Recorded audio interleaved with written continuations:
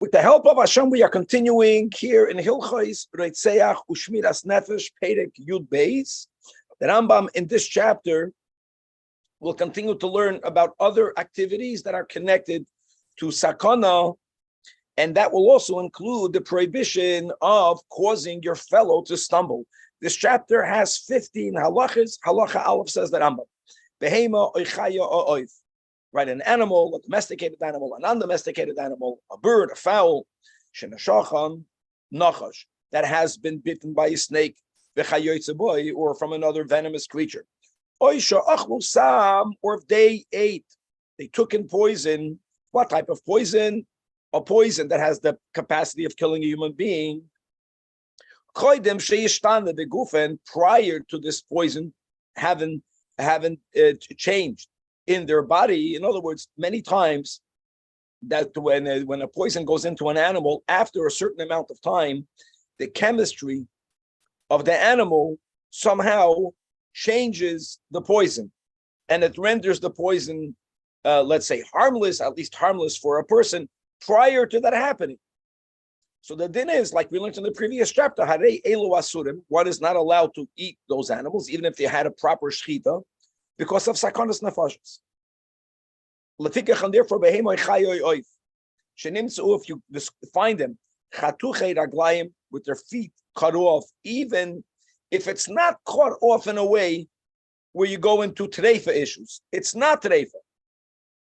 One of the reasons why the bottom part of the feet of an animal will be cut off is because it was bitten before by a venomous creature. So the issue is that the venom might still be in the animal. However,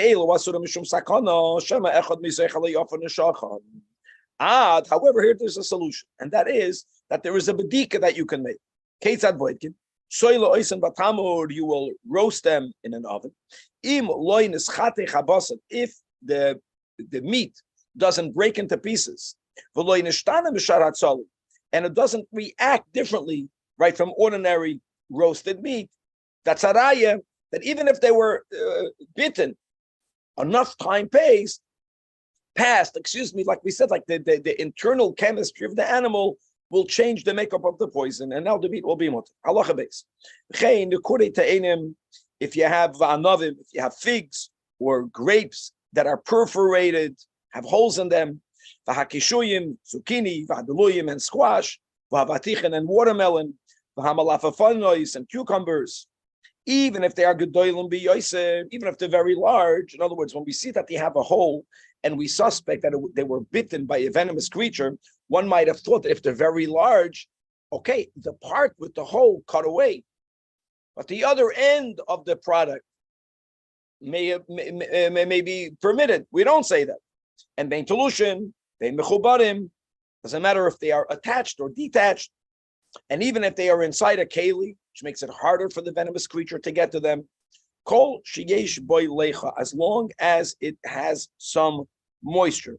Now, the point of moisture is that if this fruit is completely dry, we will say only cut off the place of the hole, and the rest of the fruit will be permitted. Moisture carries the poison, or could carry the poison from one end to the other end. Even if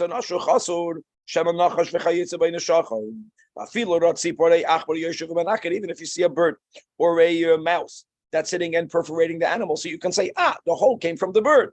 Bird is not a problem. No, we don't say that. Because could be it was already perforated by a snake, and now the bird is making a hole exactly where the hole already was. In other words, when it comes to Yisurim, many times you follow majority, right? The probability. It's amazing that halachically, by danger, we are more machmir. The chances for the hole to be made right now where it was already perforated is very little. I don't care. Halachi given. Te'ena fig or einav or a grape, shenital ha'oikit shalahem, that the stem was removed. The stem being removed is not a hole. Ein behem mishum gilui. That's normal. Lefika choichel adam te'ena b'anavim ba'layla, te'ena choishesh. Another than te'ena nekura, a fig that has a hole, which now is dried out, and it became a dried fig, or a date nekura, but now it dried out. Both of them become permitted because these fruits, if they were previously bitten by a snake, they would not look like ordinary dried figs or raisins. There would be some sort of outward sign that you would see this is a poisoned product. Also, if a person is not allowed to put money or dinars inside one's mouth. Right today, you can't put your wallet in your mouth. Maybe there's some spittle that dried out, either from a leper or from a mitzvah, or b'chlal, schwitz, zeya, sweat. Shekol zeya so adam sam hamavis. Sweat is poisonous. Only the exception will be the sweat that emerges from the person's face. Halacha. A person should not put his palm under his armpit. Why? Because maybe his hand previously touched the mitzvah. Maybe his hand touched some samra. Why is that? And you wouldn't know because of the rule shahayudayim askaniyos. And what's amazing is that the pores in the body under the armpit, even if there's no cuts, they're very big. On one hand, we sweat out. On the other hand, some poisonous stuff, God forbid, can go in. Today they would say, wear a mask under your armpit. Thank God by COVID, they didn't learn this halacha. Imagine that. Don't put food under your bed, even if it's while you're eating, because you can't see what's happening. Maybe something that's dangerous will fall into it and you will not see it. Now, this is not the same, but it's related to another din. Again, now we're going into something a bit more ruchniistic, spiritual, that food that's under your bed while you sleep may never be eaten, because of a ruach ra that went into it. And the whole discussion, we spoke about it when we learned the Gemara. What about when you go on an airplane? Can you put your bag under the seat? When the guy in front, not that comfortable, not humanly possible, but somehow people doze off on an airplane, even in spite of the fact that they do everything they could that you can't sleep, but maybe people sleep on the chair. So is that considered something that's not permanent and therefore it doesn't matter, or should you put it on the top? Halacha, don't stick a knife into an esrog or inside a radish. Speaking about a small knife that has a small blade, and when the entire blade is inside the esrog, the observer might not be aware, very good, that there's a blade in there. We had a very good demonstration. It makes perfectly sense that on Kavan's desk there should be a knife. Of course, everyone has a knife on their desk, so he would write it available to show. Shema, you have to live in Los Angeles. Woo! It's worse than Beirut, you understand? Shema yipol adam al chuda v'yamos, because a person might fall on the tip without knowing there's a tip. You cannot walk near a leaning wall or gesher or shaky bridge, or to enter a churva. Here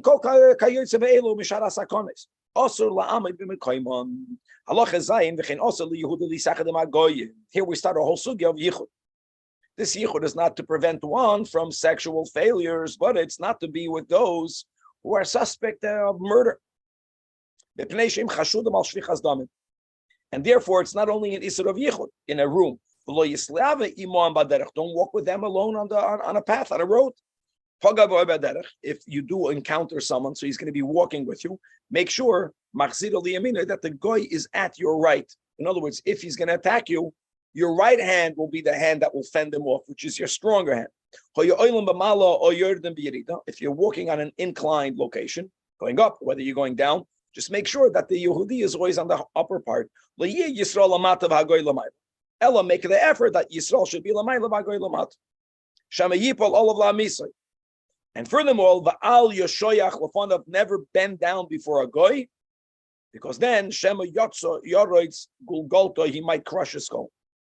Halacha ches, sha'alo la'ayin atoilech, the goy that join you on your path, and he tells you where are you going. Yarchiv lo yasaderech. Literally, it means extend the road.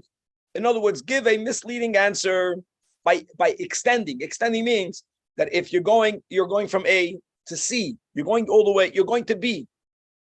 You tell the guy you're going to C. Because if he has a plan to harm you, at least there's a possibility that he'll plan to harm you between B and C. By then you're off the derech already. And that's exactly what Yaakov Avinu did to Esav. Shneimad, as he told him, Ad asher ovay el adoini, until when I will come to my master to see it. Now, truth be told, Yaakov is a tzaddik. Yaakov told him the emes. In the Messianic era, we're going to go join him in Sa'ir to make a judgment with him. But at that time, he wasn't going to Sa'ir. And he was the one that taught us that, Esav at the time forgave him. They made a peace or a temporary peace. But Yaakov didn't want to count that will remain in Esav's heart for the whole trip had they gone together. So he told him a further destination. He extended the road. Also, you're not allowed to take medicine from a goy. Only if you came to a point where you gave up on living. So then, you have nothing what to lose. Without the medicine, you're not going to live anyways. If the medicine has poison in it, you're going to die no matter what. Also, similarly, you cannot get healed from a heretic, even if you gave up on your own life. You don't say, well, you have nothing what to lose, you have what to lose, because his medicine might work. And then he'll use it to convince you to become a heretic like him. However, should you ask your doctor? Sorry, if he's an atheist or. So you have to understand like this: that first of all, one can say that we're speaking about goyim, that we're suspect of murder. When you're living in a civilized Western world, goyim are being educated that thou shalt not murder. At least it used to be that way. Number one. Number two, whenever you live in a place where there's a very strong law and order, police, and here if someone murders, they are tried in America. And even though people are complaining that it's very liberal, it's much better than the way it used to be. People don't get away with murder that quickly. You understand?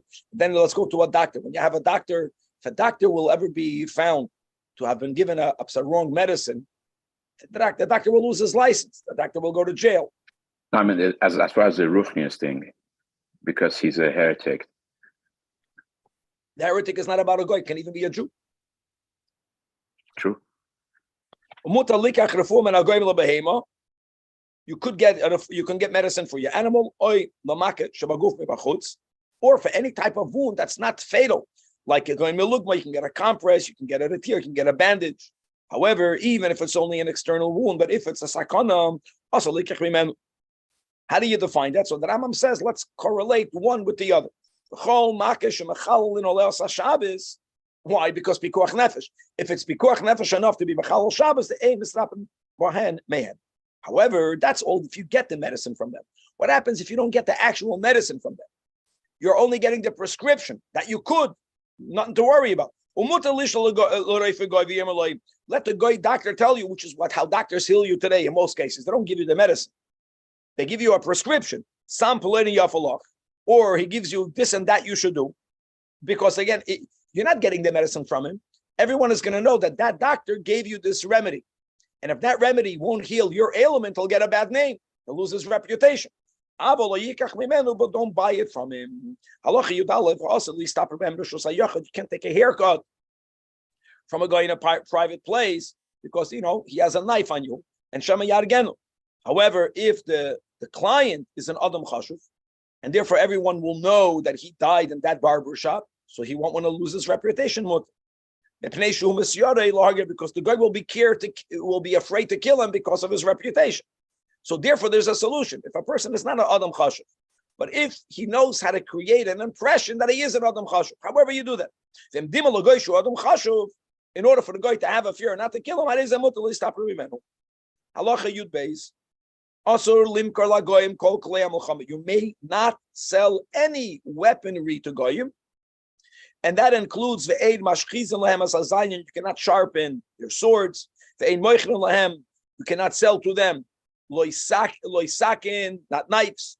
The loikoilodin, chains, plays that people would put around necks of prisoners. The loikavalim, or the chains that people put around their legs, or any other type of metal chain. Nor raw Indian iron. These irons were used to forge weaponry, nor bears, nor lions. However, two things. Number one, if you're selling them defense items, like a shield, that you could.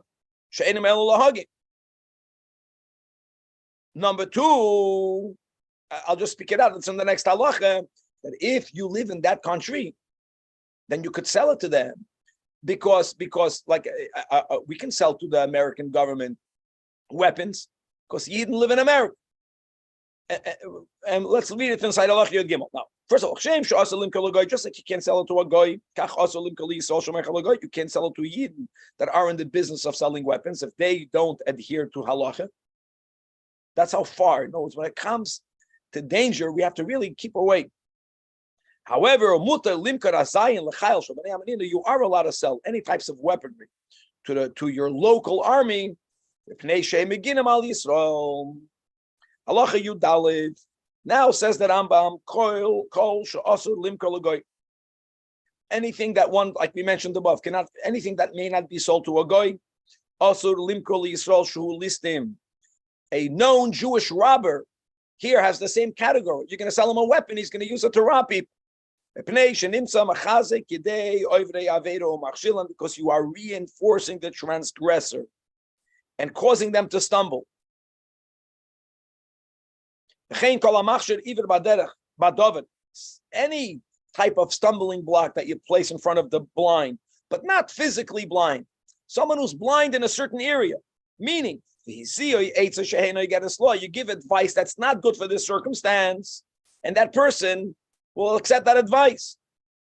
Or someone is already in a certain path. He already made bad choices, but you're doing things that will reinforce that behavior. You're not causing him, but you're giving continuity to it. Or buying stolen merchandise. Let me just finish reading. There was someone, and even if this person is going on the wrong path, not because he's rebelling against God, but because of his Yetzer Hara. I'm sorry, Kevin, what are you asking? I was saying it's also like buying stolen merchandise from someone. That we learned that we had. That's another. We had right. Remember. Now, in other words, in the positive, if someone is asking for your advice, give proper counsel, that which is good for him. However, final halacha of this chapter, halacha tezvav, va'asur lahasi eitza toiva l'goy. Again, we're speaking about someone that's suspect of murder. To a goy, don't give a good eitz, or to an eved that's a rasha.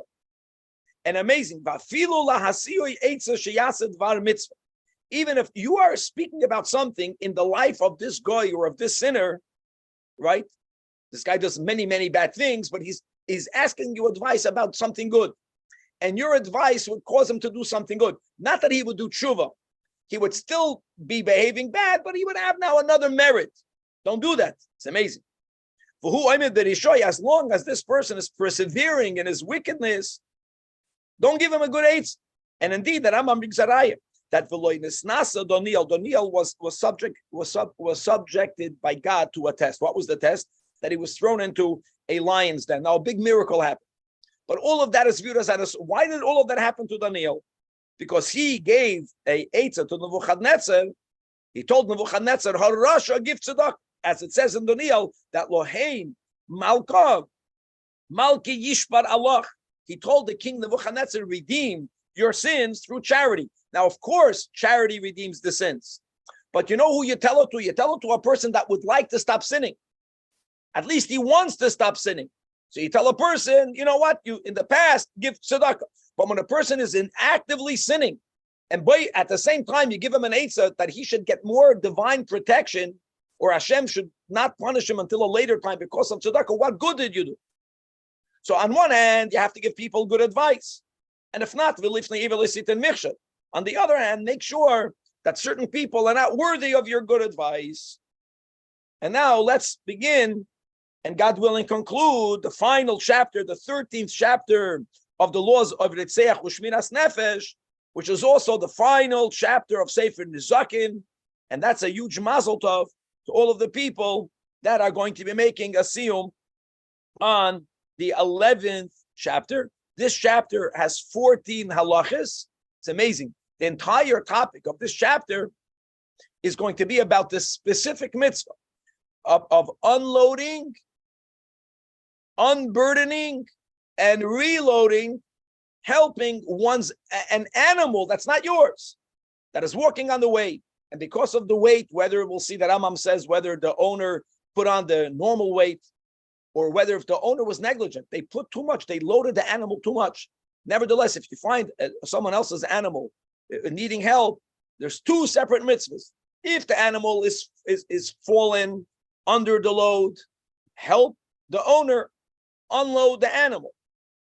If now the animal is already free, but now you have a person in the middle of the highway, right? The tire is off, they're stuck. You gotta help them reload the animal for them to be able to keep on going on their journey. That's the topic. It's called the mitzvah of prika, of unloading, and the mitzvah of te'ina, of loading the animal properly with its burden. Beginning with, let's begin this chapter with halacha aleph. Says the Rambam, Mi shepaga b'chaveri b'derech. You encountered your friend, and you see that his animal, right, fell because of its load. Whether, it was an accident. The owner didn't abuse the animal, so to say. The animal is able to carry a few hundred pounds. He didn't put too much. Or even if the owner was negligent, you can argue if the owner was negligent, let the owner deal with it.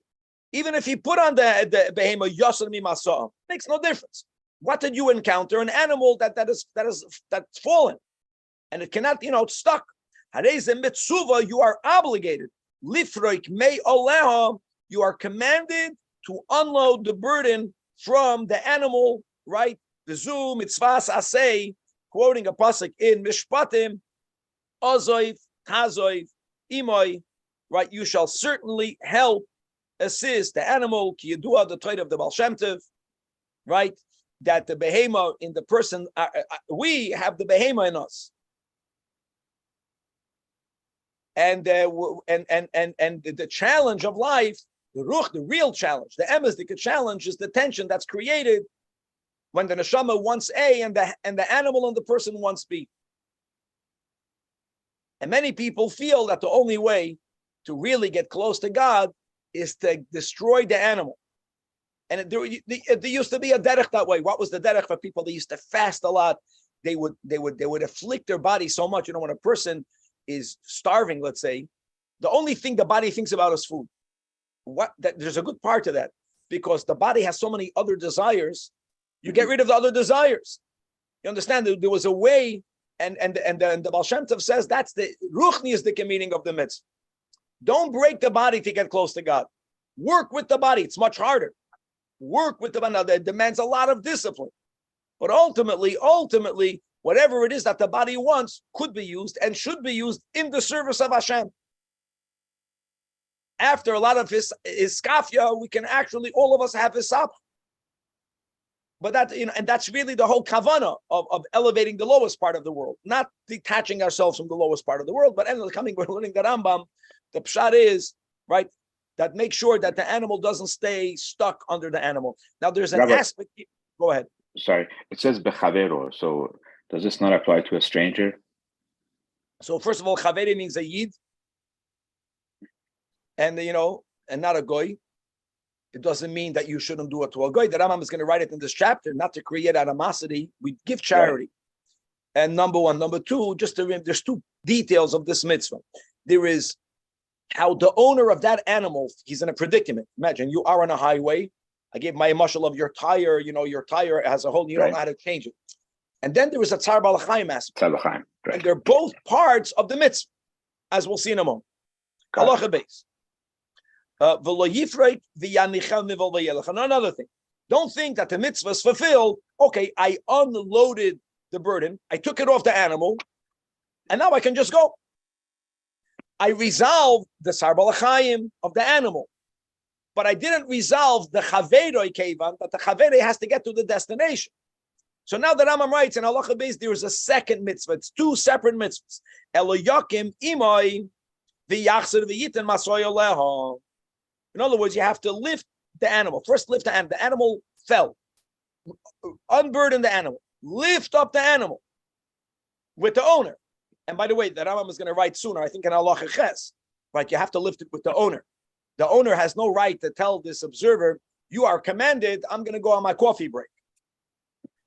If when you found the animal, no one was there, you have to do it by yourself.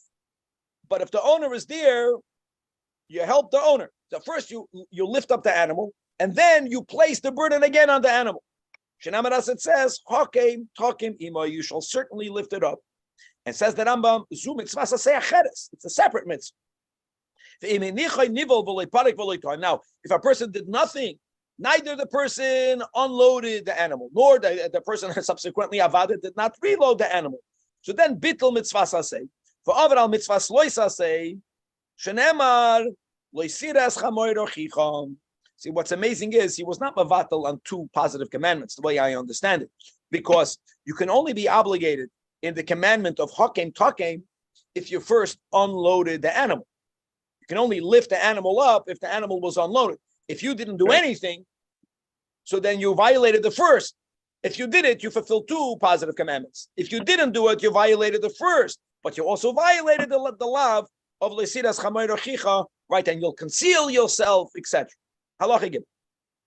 And now some of these halachas are very similar to the halachas that we had in the series of Hashavas Aveda, that there are exceptions by Hashavas Aveda, either if the lost article is in a cemetery and the kohen is the one that found it, or if it's an elderly person that is so dignified that if it would have been his lost article, he would not have schlepped it in the public domain. Similarly over here, Halacha Gimel, Hoya kohen. If the one who found the animal is a kohen, and the animal is crouching down, is trapped under its own burden, but we're in the cemetery, he's not allowed to enter there. And similarly, in other words, that's not what he does. Certain people have a certain amount of dignity, that there are certain manual labors that they do not do in public. And the Rambam himself will write in a moment, the next halacha, as he wrote by Hashavas Aveda, that lifnim mishuras hadin, not when there's a sin involved, but when there's kavod involved, when it's ego, to go beyond that. Halacha dalet, zaklal, kol sheilu hoisa shaloi. If this would have been yours, then you're chayiv litin velifrik b'shal chaveru. However, and if not. However, says the Rambam, v'imo yachasid. If the person would be a chassid, what would happen? The person would go beyond the letter of the law. Meaning, even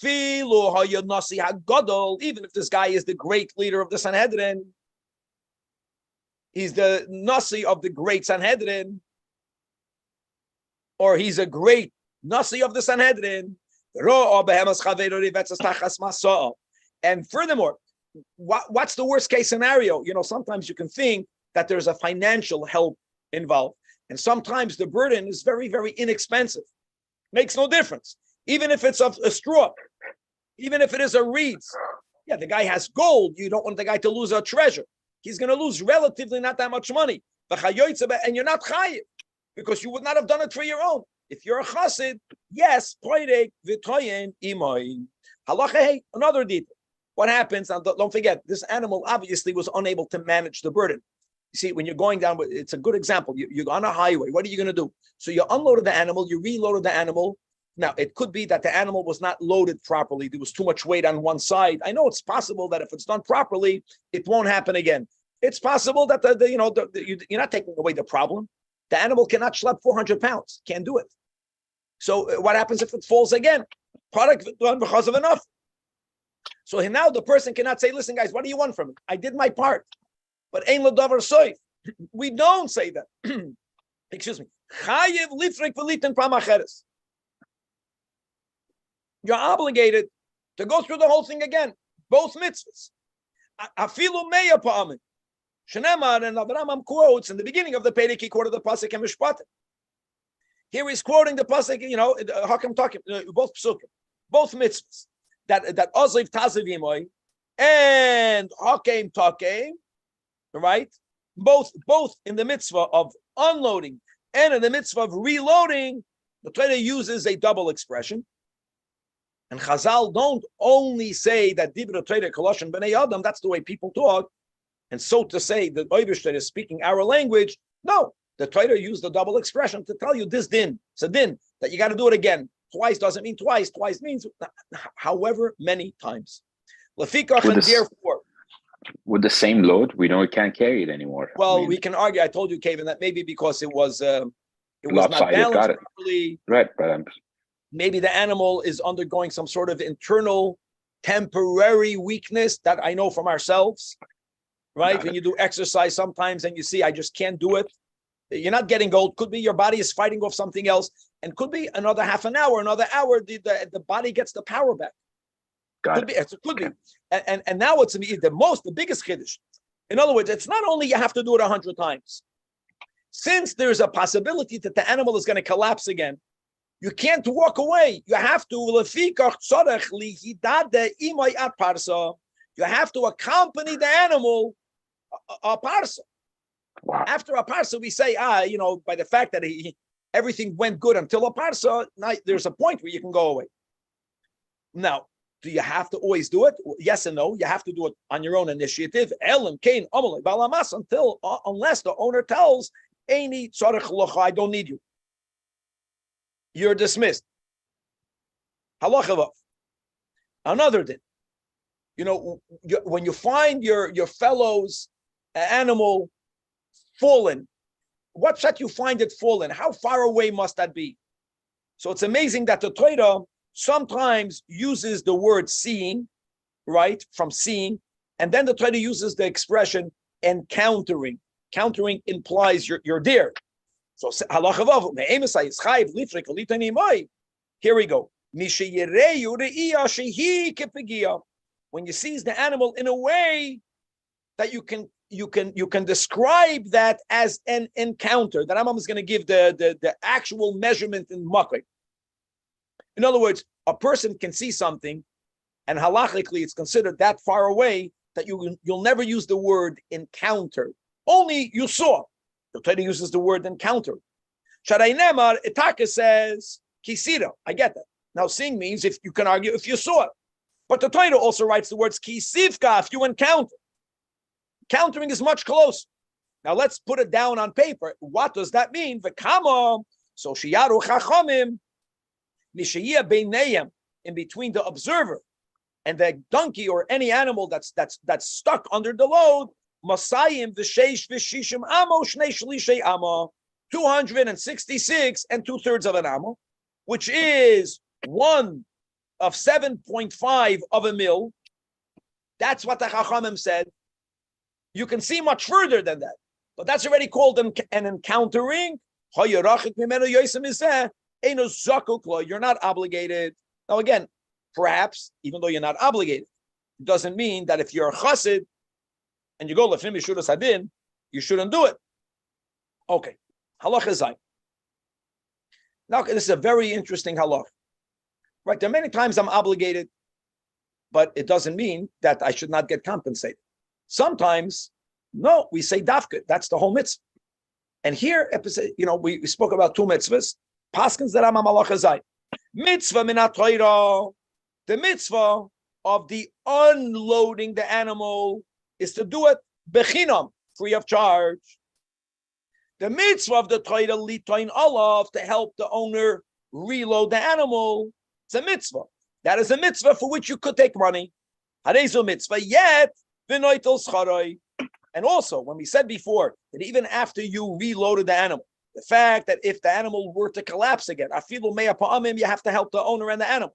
And therefore, the Rambam paskins that you have to lihidat the imay ad parsa. So when you are accompanying the animal for the parsa, the owner didn't say, I don't need you. He didn't say anything. You're chayiv to do so. You can at least you can charge for that. If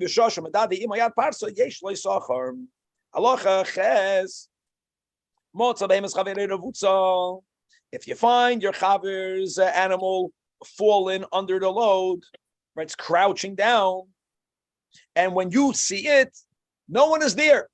The owner is not there. So you're obligated. Mitzvah lifrik me'alav litan alav. Both. You have to unload it. You have to reload it.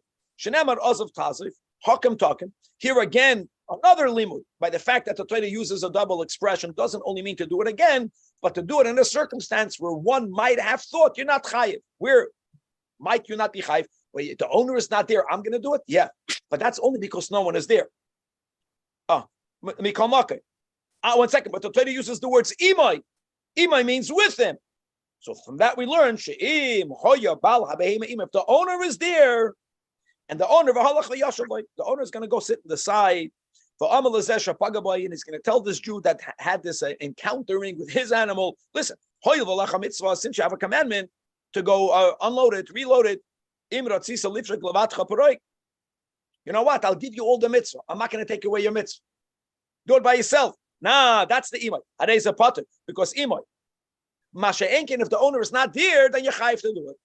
Imay abala behem zokin echayla, but sometimes you can be there, but no one is home because the guy is old or he's sick. Then chayiv litrek v'litin levad. Then again, you have to do it all by yourself. Halacha 9. Behem asagoy v'hamasa shal Yisrael. So chavera comes to exclude a goy. Now, what happens if, like this, the animal belongs to a goy, but the burden belongs to a yid? The merchandise belongs to a Jew. So, like this. If the goy is the one driving the donkey, you have to understand something, that we are not afraid that the Jewish owner of the merchandise will lose the merchandise, because part of a job of a mechamer, when someone was hired, right, to drive the donkey, this is what happened. It's like when you're driving a bus, right, you get a flat tire. Part of the job is you get out and you fix it. We're not concerned that the merchandise will be lost. So you're not obligated that we're going to speak in a moment about animosity. The bottom line will be is that Goyim know that the Jews help each other. We have to help the Goy also, not to create Eva. But let's speak about Me'ikad. But Ve'im Lav, if the Goy is not driving the donkey, if the Yid is driving the donkey, so let me even word it that way. The owner will have a worry about his merchandise. For that, you are also helping him. And now let's flip it. If the animal belongs to a Yid, even though the merchandise belongs to a Goy, so chayev litrek v'litem mishum tzari Yisrael. It's amazing how that works. An extension. If my animal is in trouble, the owner of the animal has tsar.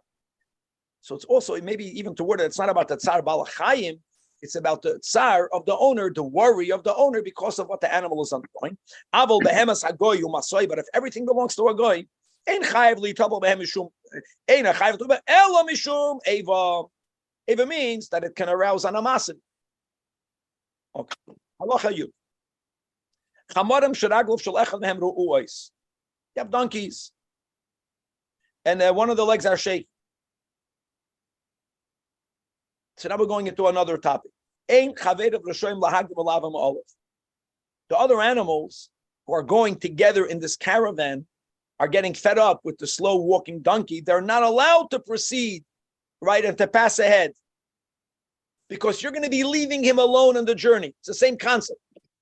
If an animal that's fell already, and you were saying that there's a tsar, that you're stuck and you have to help, don't create a scenario where if someone will get stuck, they'll really be stuck. They'll be all by themselves. Now, I want to say like this, that in the Rambam that we're learning here from Rabbi Evan Yisrael, previously known as Rabbi Steinsaltz, he has nafal ho'ish. I know that in the other Rambam that it just said nafal, it just fits better. Right. Let's go with the version that you don't have ho'ish. Nafal, if the animal fell, then they can pass, and that's another important. We're not speaking about, guys, an animal that has a burden on it. No, it's if you have many donkeys walking together. So when one animal is walking but walking slow, time is money. We have this also in Bava Metzia, as not so black and white in halach. I'll give you an example. What happens if I rent a donkey to take my merchandise from LA to San Diego? And it turned out, and normally it takes a day. It turned out that the animal that you rented to me, it was sick. So it's taking a day and a half. I don't get a discount. The owner of the donkey says, I gave you something that fulfilled its job. It took your schayra there. It took more time, you're bad masa. Where to draw the line is a good question, but just coming over here. If the donkey did not fall yet, all of the chavedim who have donkeys that can walk quicker have to go slow. The Rambam is saying, let's go without the word ho'ish. Once the donkey fell down, what, everyone has to sit and wait? No, the donkey already fell down. Now everyone is allowed to proceed. We're not speaking about the donkey with the load. Next halach. Halach Yudal. Hoya echoton ve'echod roichev. Now we're going to have a series of halachas regarding you have a path that only has one lane. Only one lane.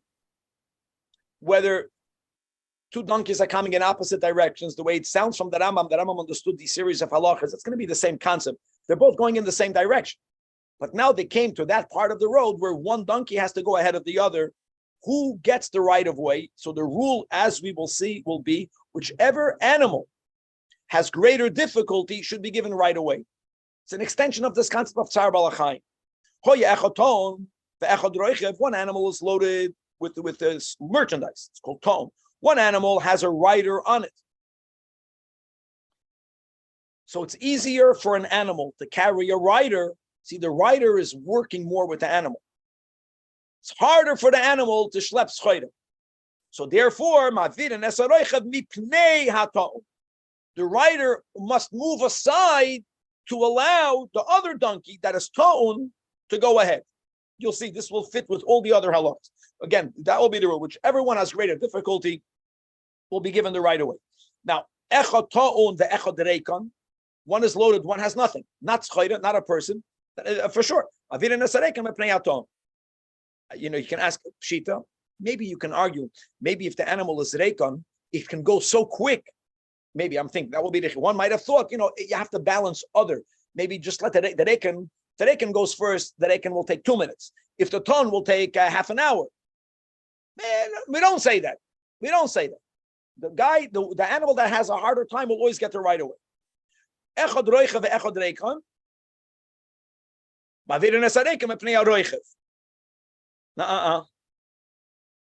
Very good. Here's different. Here we say, I got it. That the roichev, don't forget, it's a person. It's a person. That's a word. And reikon, no, it all fits. The animal without merchandise has to make way for the roichev. It's always about the load. Always whatever's harder for the animal. Very good. What happens if it's both the same? Shneim tu'unim, shneim roichev, shneim reikonim. Now you got a problem. Work it out. Right, the Rambam, oisep shara b'neim. You have to make some sort of compromise. Good luck. They're still waiting there. They're still fighting. Halacha yud beis. Chein shnei sfinos, shtei sfinos. If you have two ships, now here we're not speaking about the ship. First of all, there's a danger. Maybe the ship will sink. I think it's more about the sailors and the people working on the ship. Two ships. They're going on a river, and the same thing. They came to a point that if they're going to go together, they're both going to drown.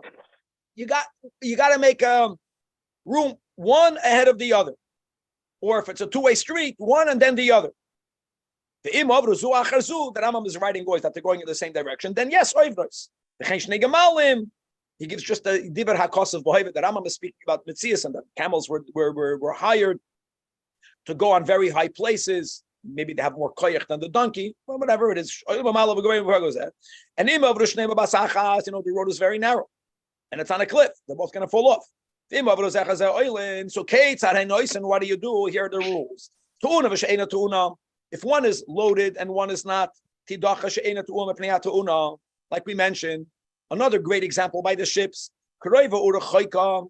One, right, is close to the port or to the city from where it set out. It means one is in the beginning of the journey. So the people there have more energy. They can tolerate waiting. And then the other ship came from a more distant, the origin is farther away. They get to go first. Now what happens if they're both the same? They're both similar to the other. Each one would love to go first. So then the din is hatel pshara b'neim. And by the way, one way of making a pshara is one party paying the other. If we both have the equal right of it, let me go first. And making a pshara, a compromise, it's amazing. The pasuk in Kedoshim, the Torah says, "B'tzedek tishpeit am yisecha." Judge your colleague, b'tzedek, with righteousness. Chazal say this means to seek a compromise, not the just meaning who's right and who's wrong. Fakert, whenever there is no right and no wrong, still you have to make a tzedek. The tzedek means a compromise. That's the way we are applying this pasuk. How great. Halacha yugim. Hapageh b'shnayim. When a person encounters two individuals, right? Each one has a donkey. Echad roivetz tachas masoi. One, right? We learned about the two mitzvahs. So one's donkey is trapped under the burden. The other one already was unburdened, but he needs someone to help him lift the animal up, reload the animal. Right? So who do you help first? Again, what mitzvah do you do first?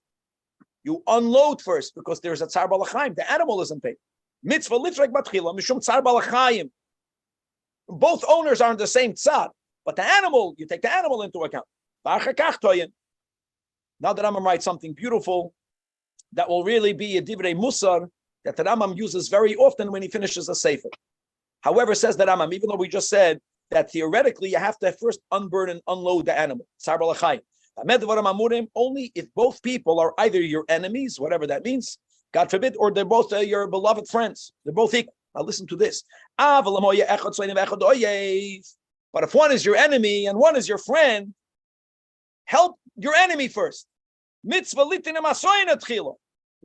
Because the ego says, I'm going to do the mitzvah. I might as well do the mitzvah with my friend.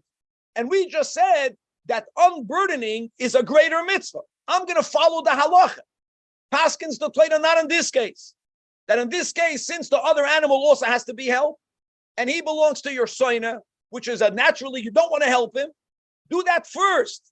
Halacha Yudalid, which is the final halacha again of this chapter, and it's the final halacha of Sefer Nizakim. Hasoina ha'amar b'Torah hu mi Yisrael. Whenever the halacha speaks about a soina, we're speaking about a yid. I frag the Rambam Yisrael soina mi Yisrael. How can you even use that term? When it says and by the way, Rashi in Chumash says, right, what's the pshat of leisisnas achicha? That if you have a grudge against your fellow, don't keep it in your heart. Verbalize your grudge. But anyways, here the Rambam is asking this as a kasha. You can never hate another yid. So no. So it says that Rambam, no, there is a case where you are allowed to have sina. The case will be if only you saw that someone else did an aveda. Now, why only you saw? If two people see, they have to go to a Beis Din. They're Aiden, and then they give it over to a Beis Din. But there's no one to report to because they won't be believed anyways. And so you have to deal with it. And you warned that person, and that person didn't do tshuva. So there, on one hand, we say, it's amazing. And all of this is like a parenthesis. Says that Rambam, here we go. Coming back to halacha yud gimel. So therefore, we can say that he's a soina. Halachically, you are allowed to have a negative feeling towards him. Nevertheless, if you find that person, the owner's in panic because of the animal is trapped under its load. Mitzvah lifrek litanimai. You have to save the guy's life. Shema yishtai b'shvil memoinai. What will happen? The person is worried. He's going to lose the merchandise, and he's going to remain on the road, and he can come to a sakana. So imagine the contrast between the ending of this chapter and the ending of the previous chapter, right? When the Rambam says that if a rasha, while the person is oimid berisha, don't give him a good eitzah. But there, you're not putting him into a sakanas nefashos. Here, his life is in danger. And the Torah is concerned for the life of a Jew. Bein rishoyim, bein tzadikim, makes no difference. You know why? Ma'achar shehem nilvin el Hashem, because we are all attached to God. Even the rasha. Umaminim be'ikrei adas. The Rambam is saying also halachically, there is a concept of a min, of an apikoides. We're not speaking about that. Shenemar, as it says, a pasuk in Yecheskel, that emoid aleim, chai aninu Hashem elikim, that in mechpoitz v'moisa rasha, I don't want for the rasha to die. Ki im b'shuv rasha midarke v'chaya. How beautiful. And on that we say, B'rich Rachman of the Sayon, and Nigmar Sefer Achad Asr Be'ezra Shin Dalet Yud, U'minyan HaPrakam Shal Sefer Zeh Shnayim V'Shishim, Hilchas Niskim Omen Arboyim Asr Prakam, Hilchas Geneva Tisha Prakam, Hilchas Gedel Aveda Shmoyna Asr Prakam, Hilchas Chevel Amazak Shmoyna Prakam, Hilchas Ritzich Shmoyna Sanefesh, Shloisha Asr Prakam, and a huge mazel tov to all of the Messiah.